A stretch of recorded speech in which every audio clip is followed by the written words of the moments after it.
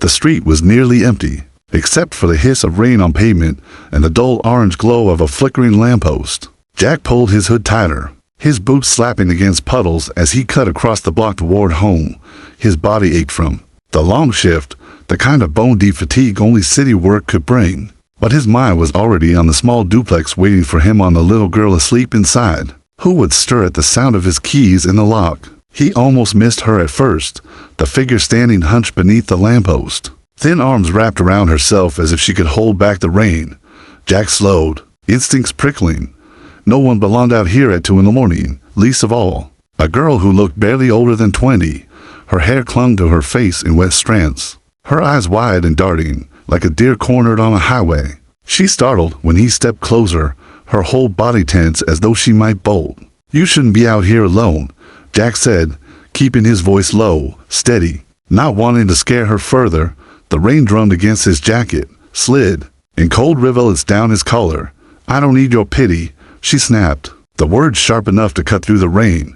Jack lifted his hand slightly, palms open, showing her he meant no harm. The reflective stripes of his sanitation uniform caught the light, throwing back faint flashes as if to underline his presence.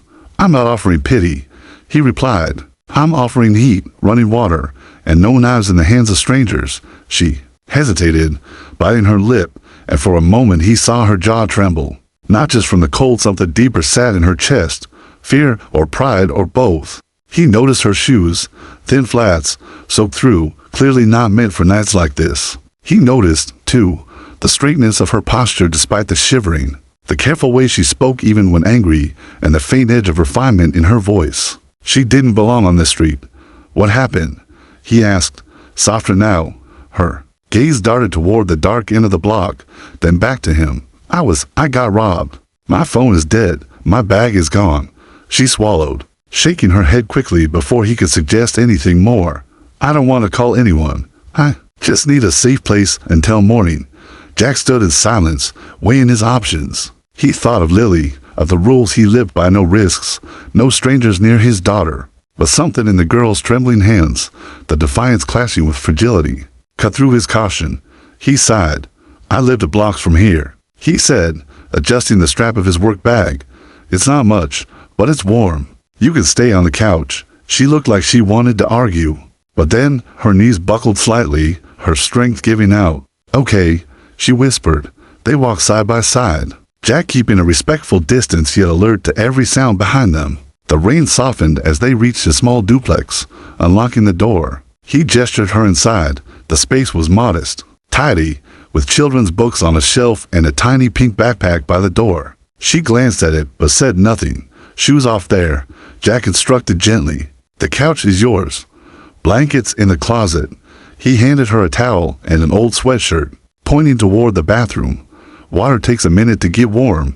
You can shower if you want." She took the bundle with both hands, her eyes flickering toward his face, confusion settling there. "Why are you doing this?"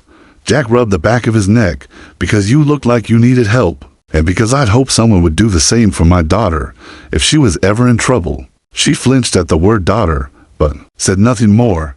While she was in the bathroom, Jack scribbled a quick note and left it beside a steaming mug of water on the coffee table. Then he retreated to the back room where Lily slept, leaving the stranger her space. When Emma, though he didn't yet know her name, emerged 20 minutes later, she found the folded blanket, the cup radiating warmth, and the note: "If you need to call anyone, the landline is on the wall.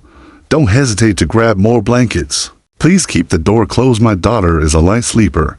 Her fingers lingered on the note's edge, the heat seeping into her palms from the mug. For the first time in days, she let her body curl beneath the blanket without fear pressing against her ribs. She didn't know this man, didn't even know his name, but in the rhythm of rain outside and the silence within, she felt something she hadn't in a long time. Safe. Asterisk. The morning light filtered weakly through the thin curtains, a pale wash that turned the small living room into something softer than Emma remembered from the night before. At first, she didn't know where she was. The couch, the blanket twisted around her, the faint smell of toasted, all blurred together until the sound of laughter anchored her. It was high-pitched, unrestrained, the kind only children knew how to make. Emma blinked awake, her body aching from too many nights of uneven rest. She sat up, the blanket slipping down, and her eyes landed on a little girl cross-legged on the carpet.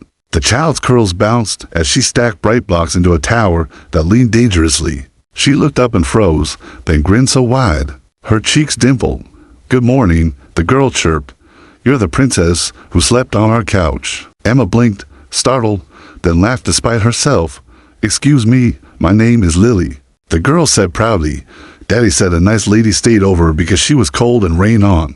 "That's you." Emma tucked the blanket tighter round herself, unsure whether to feel embarrassed or amused. Princess. No one had ever called her that before. Or maybe they had, but not in a way that made her believe it. A voice called from the kitchen. Rough but warm. "Lily, breakfast duty. Come help me burn the toast." The child giggled and dashed toward the sound. Emma hesitated, her stomach twisting. She should leave, she thought, slip out the door before things grew complicated. But her legs felt heavy, and curiosity tugged her toward the kitchen. Jack stood at the stove, cracking eggs into a bowl with one hand, the other stirring something. In a pan, his sleeves were rolled up, the lines of exhaustion on his face clearer in daylight. But there was a steadiness in his movements, a practiced rhythm that belonged to someone who had carried responsibility far along. "You cook?" Emma asked, her voice low, uncertain. Jack glanced at her, surprised she'd spoken. "Only if Lily's brave enough to eat it." "Want to help?" Emma hovered in the doorway. She should have said no. She had no business inserting herself into this man's home life, but something about the way he handed her a whisk as if it were the most natural thing in the world made it impossible to refuse. "I'll try," she said, gripping the whisk too tightly. "Though I should warn you, I'm not very domestic." "Neither." When he smirked faintly. "That's why we burn a lot of toast in this house." Lily climbed onto a stool beside them, buttering bread with messy determination. Emma tried flipping the eggs, but the spatula slipped, sending yellow splatters across the counter. She gasped, mortified. "Oh no, I ruined it," before she could grab a towel. Lily held one up to her with a grin. "It's okay. Daddy spills stuff all the time." Jack said nothing, just scooped what was left into the pan. His silence wasn't judgmental. It was patient, unmothered. Emma found herself laughing, the sound foreign but freeing, when they finally sat down. She eyed the plate in front of Jack nervously. The eggs were half-burnt, the toast blackened at the edges, the bacon limp. She braced herself for him to make a face. Instead, he ate every bite with a straight face. "This is great," he said. "You don't have to lie," Emma muttered. "I'm not lying. It's edible." "That counts." Emma arched an eyebrow, half suspicious, half amused, across the table. Lily poked at her eggs with the solemnity of a judge. Later, when Emma helped Lily build a Lego house in the living room, the child leaned in and whispered conspiratorially, "The eggs Daddy made after were better." "But it's okay. He still ate yours." Emma froze. "He made more." Lily nodded. "But he told me not to tell." Oops. Emma walked quietly to the kitchen. Jack looked up, caught mid-bite of fresh eggs and toast. She folded her arms, narrowing her eyes. "So I burned breakfast." "You cooked breakfast," he corrected gently, a sheepish smile tugging at his lips. "That's what matters. Why not just tell me?" He shrugged. "Because the first time doing something is always messy. You just need someone to eat it anyway." Something shifted in her chest, a tightness loosening that she hadn't noticed until it was gone. She stared at him, seeing not just the uniform or the tired eyes, but a man who lived by quiet truths, not pretense. "Last night," she said softly, "you told me you hoped someone would help your daughter if she was ever in trouble." He nodded. "You're a good father, Jack." Her words seemed to catch him off guard. He didn't reply, only gave her a small smile before turning back to his dishes. But Emma felt at the beginning of something she couldn't name. Something that scared her more than the night before, because for the first time since running, she wasn't just safe, she was seen. The bell above the laundromat door jingled as Emma stepped inside. Her shoulders hunched against the cold. The place smelled of detergent and something faintly metallic. The air warm and heavy with steam from the rows of machines clanking in unison. Clothes tumbled behind scratched glass doors. Coins clinked in slots, and the low hum of dryers filled the cramped space. A woman behind the counter barely looked up. "You Jack's friend?" she asked, her voice flat, her eyes fixed on the crossword puzzle spread before her. Emma hesitated, then nodded. "Aprons on the hook. Clock starts now." And just like that, she was in. The first hours passed in a blur of baskets, damp towels, and the sting of bleach on her hands. A customer barked at her for folding his shirts wrong. Another thrust 3 oversized bags of laundry into her arms, muttering, "I expect this by 5, before disappearing. Emma's back ached, her wrists burned from wringing out fabric softener bottles, and her stomach growled with every waft of fried food drifting in from the diner down the street. By noon, she slumped in the alley behind the laundromat, leaning against the wall as warm mist poured from a nearby dryer vent. Her apron was stained, her hair plastered to her forehead, and her feet throbbed inside her flimsy flats. She pulled them off and winced at the blisters blooming across her heels. Her phone still dead, still useless, sat like a stone in her pocket. She thought about walking away, back to the shelter, back to nothing. Anything would be easier than this endless humiliation. But when she returned to Jack's house that evening, he said nothing. He noticed her limp, the way she dropped her bag and collapsed onto the couch. But he didn't ask questions. Instead, he gave her space, quietly, setting down a plate of reheated pasta on the coffee table. She didn't eat at first, but when Lily plopped beside her with wide eyes and said, "Daddy makes noodles taste better with ketchup," Emma laughed and dug in. The next morning, Emma woke to find something by the door, a pair of sneakers, clean, sturdy, perfectly her size. No tags, no fuss, just placed there as if they had always belonged. She knelt, picking one up. Inside, a folded slip of paper waited. She unfolded it slowly, her breath catching at the simple words written in Jack's careful hand. "I figured your feet deserve better. If you're walking away, at least don't walk in pain." Her throat tightened. She sat there for a long moment, sneakers in her lap, heart hammering. No one had noticed her pain before, without her having to scream for help. No one had thought of something so small, yet so necessary. When Jack appeared in the doorway, already dressed for work, he just nodded toward the shoes. "They'll hold up better than those flats." Emma swallowed hard, blinking away the sting in her eyes. "Why do you keep doing this?" Jack shrugged, grabbing his thermos. "Because I can." That's reason enough. She wanted to ask more why. He didn't pry into her past. Why he didn't demand answers. Why he treated her like she belonged even when she knew she didn't. But her words dried up under his calm gaze. At the laundromat, things were different with the sneakers. Her steps felt lighter, her balance steadier. Customers still snapped, the machine still clanged, but she didn't stumble, didn't wince with each load she carried. For the first time in weeks, she felt almost capable. But as the day dragged on, the shadows of her other life pressed harder. A man in a tailored suit came in to drop off his dry cleaning, his cologne sharp and familiar. Emma froze, hands tightening on the counter. The way he carried himself, the dismissive flick of his wrist, it reminded her of her father's world. She kept her head down until he left, but her chest didn't stop pounding for an hour. That night, when she returned, Lily ran up with a drawing 3 stick figures holding hands under a crooked sun. "It's us," she declared. Emma stared at the paper, her breath catching. "Us. Not stranger, not guest." "You," as she tucked it carefully into her bag, her hands trembling. Later, after Lily had gone to bed, Emma found herself standing in the kitchen doorway again, watching Jack rinse dishes under the dim light.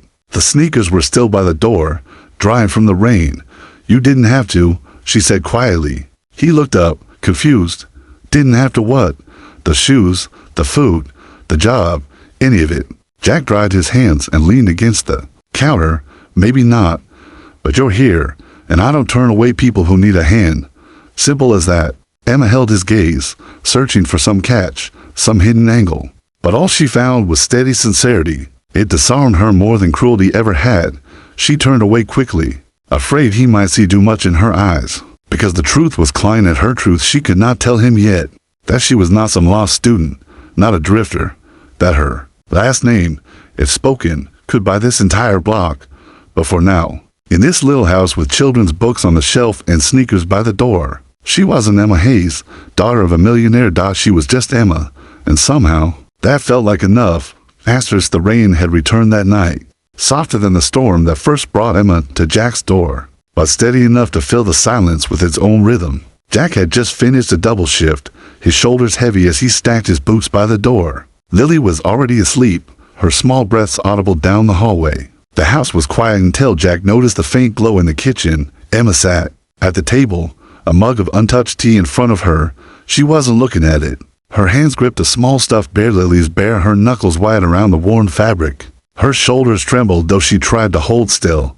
Jack paused, watching her from the doorway. Something in her posture was too rigid, too fragile, like glass about to shatter. "You okay?" he asked softly. Emma startled, quickly setting the bear down as if caught. "I'm fine," she said quickly, her voice tight.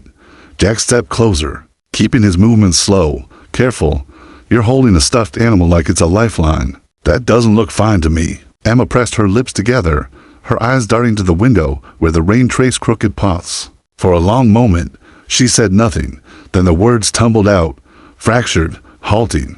"I lost everything. My bag, my money, my phone, my ID.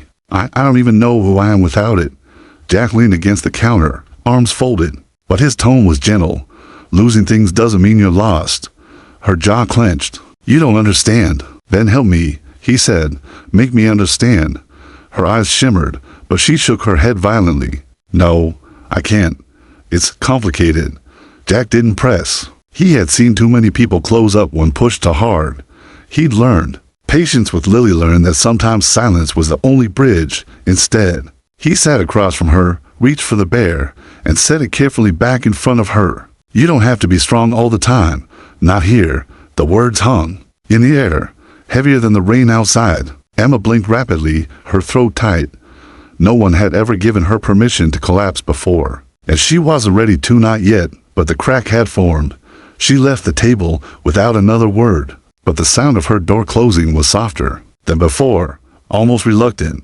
The next day, at the laundromat, Emma wiped down counters with mechanical precision, her mind far from the clattering machines. A coworker lent her a phone for a moment, and though her fingers trembled, she typed a number she hadn't dared dial in weeks. It rang once, twice, then silence. A message flashed on the screen. "Where are you? Come home now. We can fix this." Emma's breath caught. She deleted it quickly, her hands shaking as she returned the phone. When she stepped into Jack's kitchen that evening, she was pale, her movements clipped, like every sound made her flinch. Jack noticed immediately, but said nothing, only set a bowl of soup in front of her. His silence wasn't indifference, it was trust. A kind of trust she didn't deserve. Asterisk later that night, she stood by the window, watching the rain blur the streetlights, her hand pressed against the glass. She whispered to herself, so low Jack barely caught it as he walked past with laundry in his arms. "I can't go back. Not ever." He froze in the hall, but didn't enter, didn't ask, just carried on, though her words lodged in his mind like a stone. 2 days later, the tension broke. It was late. Jack had returned from another shift, his uniform damp from drizzle. He pushed open the kitchen door and stopped. Emma was there again, shoulders hunched, tears streaking her face. On the table sat the bear and a crumpled piece of paper. Jack stepped inside slowly. "Emma." She flinched at her name, as though she hadn't meant to let it slip. "You never told me," he said gently, sitting opposite her. "But now I know, Emma. That's your name." Her hands twisted in her lap. "It doesn't matter. Names don't matter. Asterisk, they matter to me." The silence stretched, thick and heavy. Finally, Emma spoke, her voice breaking. "My father. He doesn't see me. Not really. He sees plans, contracts. He thinks he can control every choice I make, even who I marry. So I left. I thought I could start over, but I didn't know how hard it would be." Jack sat back, absorbing the weight of her words. A millionaire's daughter. No, she hadn't said that part yet, but the edges were showing, the polished accent, the posture, the way her grief was laced with entitlement. She tried to bury. "I'm not asking for pity," Emma whispered. "I just needed somewhere no one knew me." Jack rubbed his jaw, considering. He thought of Lily asleep down the hall, of the danger that might follow this girl, whoever she really was. His instincts screamed caution, but his heart, the same heart that had carried him through losing his wife and raising a child alone, spoke louder. "You're safe here," he said finally. "No one's gonna find you unless you want them to." Her lips parted, surprise flashing in her eyes. "You don't even know me." Jack gave a tired half smile. "I don't have to. Sometimes doing the right thing doesn't need the whole story." Emma looked down at the bear, at the crumpled paper, then back at him. Her chest ached with something she couldn't name. For the first time in years, someone had offered her a choice, and that was more terrifying than anything she had run from. Asterisk rain had rinsed the city clean and left it raw. The streets gleamed with puddles that caught the weak winter light. Steam crawled from grates and drifted across the block like breath. Jack tugged Lily's hood up as they walked back from the corner. Market. He balanced a bag of groceries in one arm and Lily's small hand in the other. Emma followed a step behind, quiet, her eyes scanning every car that rolled past like each one might know her name. They turned onto Jack's street and stopped. A black sedan idled halfway down the block, glossy and heavy, the kind of car that didn't belong here. The engine murmured instead of growled. Dark windows, polished rims, the kind of quiet that meant the driver could hear everything but would pretend he didn't. Lily tugged Jack's sleeve. "Is that a movie car?" Jack didn't answer right away. He slid the groceries higher on his hip and felt Emma tense beside him, the air around her thinning to something sharp. She'd gone pale. Her posture changed till her shoulders went straight. Her chin lifted half an inch the way people do when they have been trained all their lives to never look afraid. "Let's go inside," Jack said. His voice was even, but the words landed like orders. They moved as one. Jack unlocked the door and ushered them in. He shut it with soft hands and turned the deadbolt. The house held them the way a good coat holds heat, simple and perfect enough. But the quiet on the other side of the door pressed back. Emma set the grocery bag on the counter and gripped the edge hard enough that her knuckles blanched. "That car," she whispered. "It's not from here. Do you recognize it?" Jack asked. She shook her head quickly. "No, a beat, maybe." She swallowed. "My father's people, they like cars like that." Lily climbed onto a chair to peek through the curtains. Jack touched her shoulder. "Hey, kiddo, help me put away cereal instead." He kept his tone light. He kept his eyes away from the window. He had learned long ago that fear multiplied when you stared at it too long. Emma tried to breathe. Slow. Jack could hear the counting under her breath. For in, for out. Control the lungs. Control the body. She had been taught this too. Wealth gives many tools. Calm is often the first one you learn to perform. The car pulled away after a minute, turning the corner like it had never stopped. But the quiet it left behind wasn't relief. It was a question. Jack waited until Lily ran down the hall to get her markers. Then he spoke, low. "Is it him, my father?" Emma's mouth tilted into a shape that wasn't a smile. If it were him, he wouldn't sit in the street. He would knock down the door and call it a safety check. She looked at the blank space where the car had been and added, almost to herself, "He doesn't do soft entries. What does he do?" "He signs things," she said, "that everyone else moves." She took off her coat and set it carefully on the chair, fingers lingering on the fabric like she needed something to hold. When she met Jack's eyes, her own were clear and steady for the first time. "If he knows I'm here, it won't be neighbors and cars. It will be lawyers and men who don't see people, only paths." Jack thought of Lily. He thought of locks and narrow hallways and the weight of a bat hidden behind the bedroom door. Protection lives in small, practical measures. But he also thought of the way Emma had laughed in his kitchen, the way she had folded herself onto the couch like a person who had been cold for a long time and finally found a radiator. "We're not defenseless," he said. "I know." She looked around the room, the children's books, the uneven stack of towels on a chair, the sneakers she still hadn't moved from the door. "That's what scares me." He understood. People who have something to lose are easier to hurt. At the laundromat that afternoon, the bell jingled and a man in a trench coat walked in without a bag. He had the kind of face you forget until you remember his shoes, leather, expensive, the soles unstained by city grit. He didn't look at the machines. He looked at Emma, directly, not a customer's glance, a check mark. "Drop off or pick up?" the counter woman asked. "Information," he said mildly. His voice carried money even though it didn't raise itself. Emma kept folding. A rhythm, sleeve to sleeve, edge to edge, pressed flat. Her eyes never left the shirt. "We don't sell that here," she said. "Everyone sells something." The man took out a small card and slid it across the counter without looking down. "We'll pay for yours. Family misses you." The card did not have a name, only a number. The ink was dry, but the thread was wet in the air. Emma's hand hovered. She did not touch the card. She did not let the paper stain her skin with memory. "If you leave that," she said quietly, "I'll call the police." The man's smile was soft and empty. "They won't come here fast enough." He reached out, took the card back. "Tell Jack he's very kind. That sort of kindness draws attention. She flinched before the name finished leaving his mouth. She hadn't told them about Jack, but of course that's not how this worked. They followed patterns, not stories. She had eaten pasta in a house with a single father. She had walked a child to school. Patterns tell whole lives if you have enough dots to connect dot. When he left, the counter woman swore under her breath. Who was that? No one, Emma said, but her voice shook. She made it through the shift and walked home fast, checking her reflection in every dark window to see if the dark looked back. It did. At the corner she forced herself to slow down. The neighborhood watched people who ran. Jack opened the door before she could knock. He had been waiting. He always pretended he hadn't. Tonight he didn't bother. Tell me, he said. She told him about the man, about the card with no name, about the way he had said Jack's like a piece he could put on a shelf. Jack listened without moving. When she finished, he nodded once, the same way he did when a truckload shifted wrong and he had to solve it with his hands. Okay, he said, we do this simple. I take Lily to Mrs. Ortiz's after school this week. You don't walk alone after dark. I'll change the route I take home. We keep lights on in the back. If you see the sedan again, you don't look at it. You look at me. She wanted to argue. She wanted to be the person who didn't need protection. But she was tired of needing to be that person. Okay, she said. He reached for the kettle. He was careful with it. The way he was careful with everything: hot water, sharp words, fragile hearts. While it hissed, he pulled open a drawer and took out a cheap prepaid cell phone in a plastic package. I've been meaning to give you this, he said. Saved up.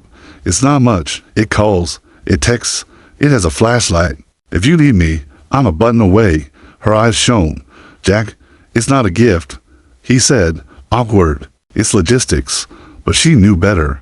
Gifts are not measured by price. They are measured by how precisely they fit a wound. That night, Emma couldn't sleep. The house breathed around her, pipes ticking, the fridge groaning. Lily's soft murmur through the wall, at to a dot M. The street outside went quiet in a way that meant something had arrived. She slipped from the couch and crept to the window. The sedan was back.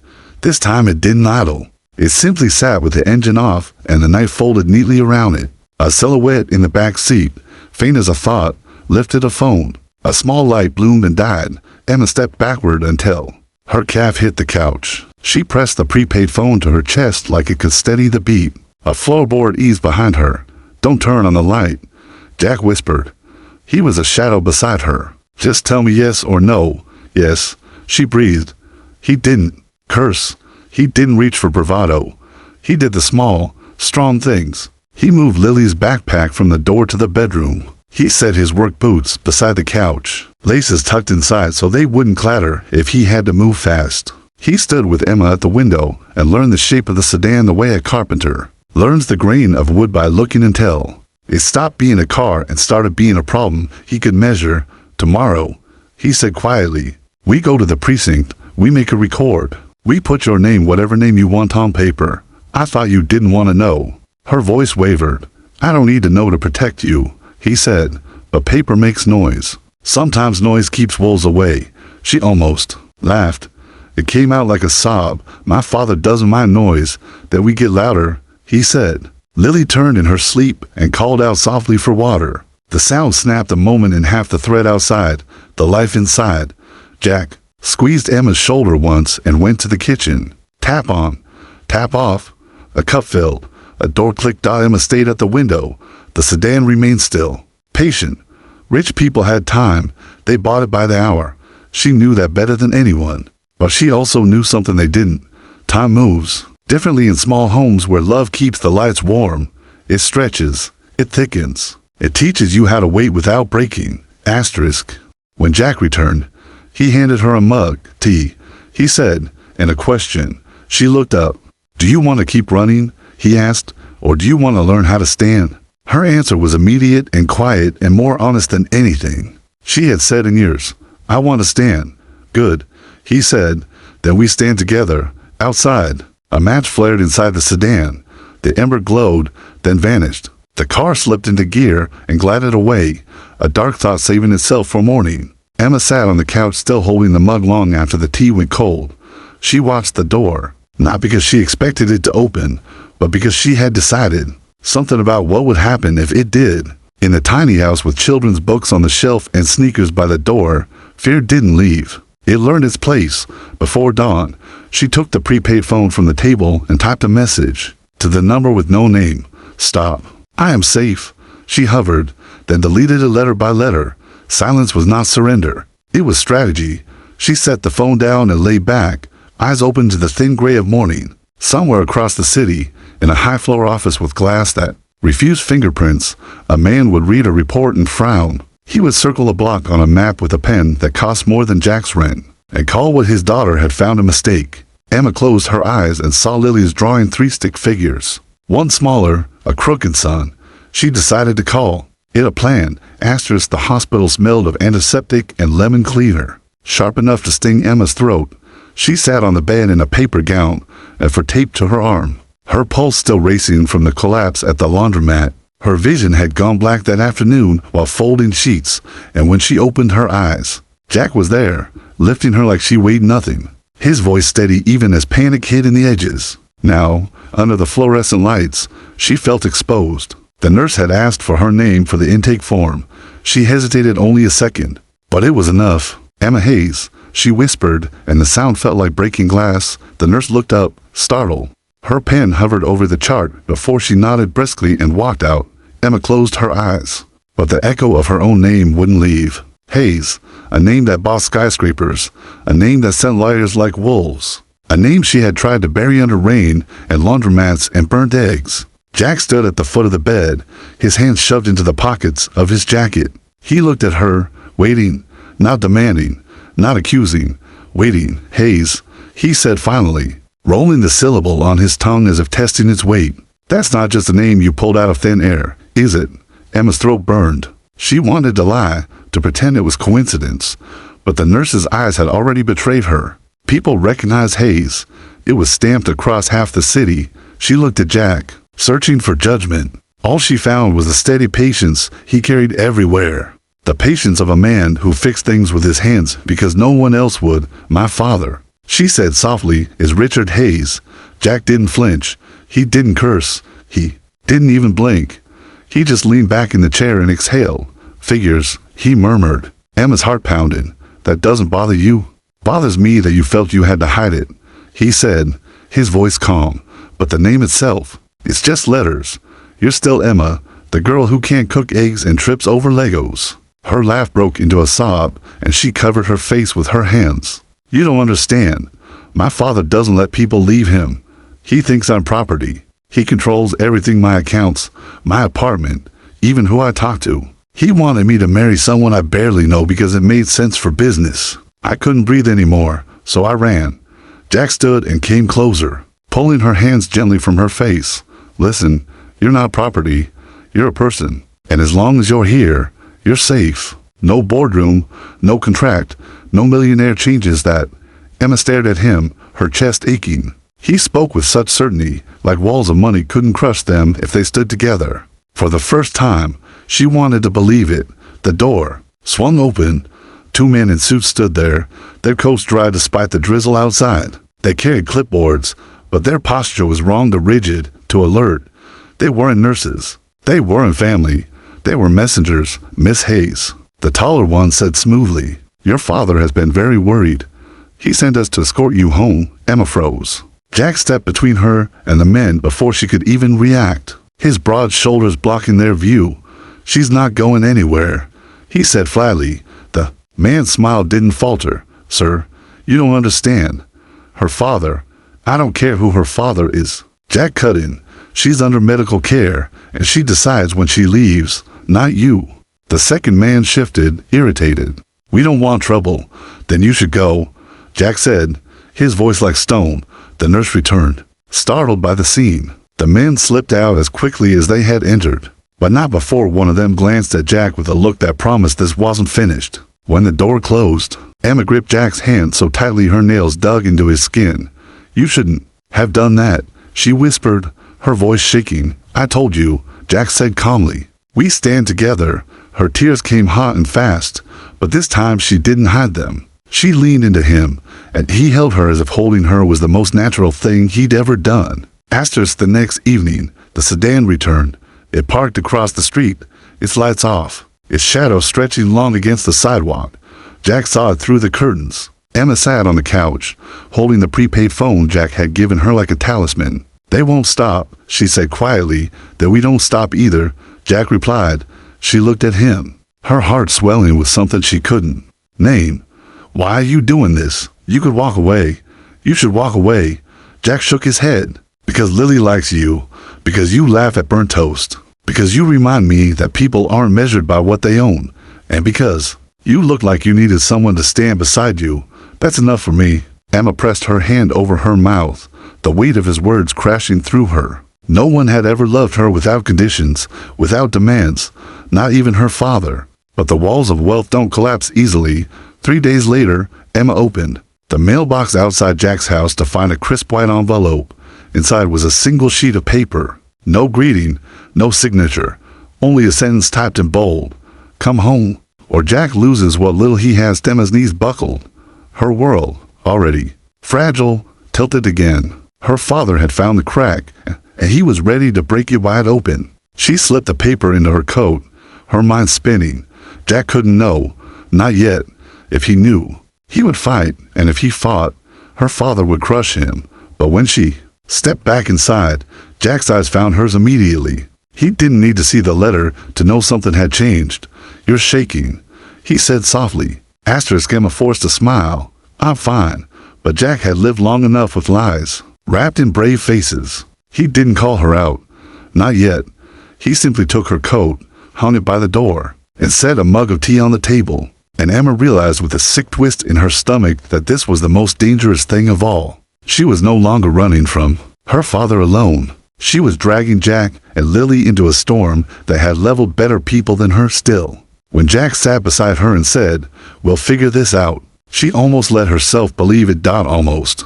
The day began quietly, almost deceptively. Jack had worked the early shift and was home by mid-afternoon, his hands raw from hauling bins. Lily sprawled on the floor with crayons, her small voice humming as she drew. Emma sat by the window, her gaze distant, the folded letter heavy in her pocket. She hadn't told Jack yet about the threat. Every time she tried, the words caught in her throat like barbed wire. But fate doesn't wait for courage. A knock came at the door, 3 sharp raps, measured and deliberate. Jack froze, every muscle tensing. Emma's head snapped up. She didn't need to look. She already knew. Jack motioned Lily toward her room. "Go play, kiddo," he said softly. She pouted but obeyed, dragging her crayons with her. He waited until the door clicked before turning back to Emma. "Stay behind me," he said. When he opened the door, the world outside shifted. A man stood on the porch, tall, his suit tailored so perfectly it seemed sculpted. His hair was steel gray, his posture regal, his eyes sharp and cold as winter glass. Behind him, 2 men in dark coats lingered like shadows. "Richard Hayes, Emma," he said, his voice smooth but heavy with command. "Come home." Emma's knees weakened, but she stood. "No." Richard's gaze flicked to Jack, narrowing. "And you are?" Jack didn't flinch. "The man who opened his door when your daughter was stranded in the rain." Richard's smile was thin. "And now you think she belongs here, in this showbox?" His eyes scanned the modest home with disdain, lingering on the children's books, the scuffed furniture, the sneakers drying by the door. "My daughter was raised for more than this." Emma's jaw tightened. "You raised me for contracts, for mergers, for a life that looked good in photographs but never felt real. I don't want it." Richard stepped closer, his voice dropping. "Dangerous. You don't get to want, Emma. You are a Hayes, and Hayes do not run." Jack's hand twitched at his side, but he kept his voice steady. "With respect, Mr. Hayes, your daughter isn't a business deal. She's a person, and she gets to choose where she belongs." Richard turned his glare on him. "And you think she belongs with you, a garbage man with nothing. You couldn't even afford the shoes on her feet." Jack almost laughed, bitter and low. "You're right. I don't have much. But I know this: your daughter smiles in my kitchen. She laughs when my kid calls her a princess. She sleeps without fear in my house. Can you say the same about yours?" The silence cracked like a whip. Emma's breath hitched, her chest rising and falling fast. Richard's jaw clenched. "You poisoned her." "No," Emma said sharply, her voice stronger than she expected. "He saved me." Her father turned to her, his expression wavering for the first time. Shock, hurt, rage. You're throwing away everything for him, for this life. Tears burned her eyes. But she didn't look away. For the first time, I'm not being bought, I'm being seen. That's worth more than every empire you built. The men and coach shifted, as if waiting for a signal. Jack stood taller, unafraid. He wasn't armed, wasn't rich, but he had something sharper than money, resolve. He would fight if he had to. He would not let them take her. Richard studied his daughter, his face unreadable. For decades, people had bowed to his will. He had never been to fight in boardrooms, in negotiations, in family, yet here stood Emma, fragile, trembling, but unyielding. Finally, his voice softened, just slightly. Emma, you are my only child. Everything I've done was to protect you, to ensure you never wanted for anything. Emma shook her head. You gave me everything but freedom, and I'd rather live in this showbox with them than die suffocating in your mansion. Jack felt her hand slide into his. He tightened his grip, silently telling her he wasn't letting go. Richard's eyes dropped to their joined hands. For a moment, he looked old, as though the weight of his empire was pressing down at last. He straightened, his mask sliding back into place. You will regret this, he said coldly. Maybe, Emma whispered, but at least the regret will be mine. Richard's jaw worked. Then he turned sharply. Come. He barked to his men. They followed him to the sedan. The car door slammed, the engine purred, and just like that, the shadow of wealth pulled away from the curb, leaving silence in its wake. Emma sagged against Jack, tears spilling freely now. It's not over, she whispered. He won't stop. Jack brushed a strand of hair from her face, his thumb gentle against her cheek. Then neither will we.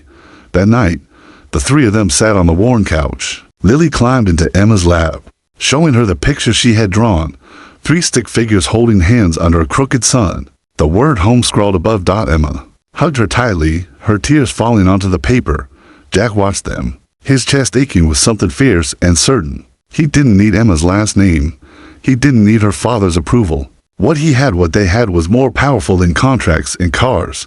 It was the small, stubborn miracle of choosing each other, and in that little house with sneakers by the door and laughter threading through the walls. Emma Hayes, the millionaire's daughter, made her choice. She wasn't going back. She was staying, not as property, not as a pawn, but as herself and as family.